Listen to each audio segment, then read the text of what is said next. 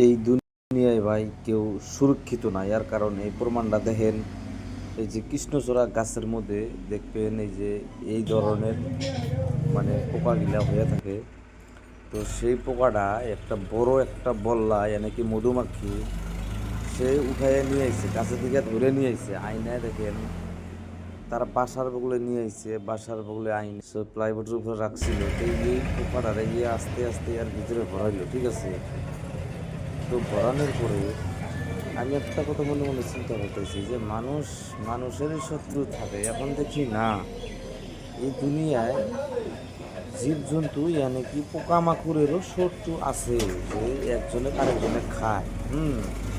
তো দেখেন ও থাকবো না কি করবো, থাকার জায়গায় নাই, তো ইচ্ছে জন্য আনলো যাই না খেয়ে গেল গা। দেখেন এরকম করে রাখছে, মনে করে কত সুন্দর করে হাজায় রাখছে। দেখেন দেখতে মনে করে যে এরকম সাপ, ছোট ছোট ধরনের সাপ থাকে না গাছের মধ্যে, সেই রকম দেখা যাচ্ছে। তো এই একটা কথাই কই, এই পৃথিবীতে অসুবিধা আছে সবেরই।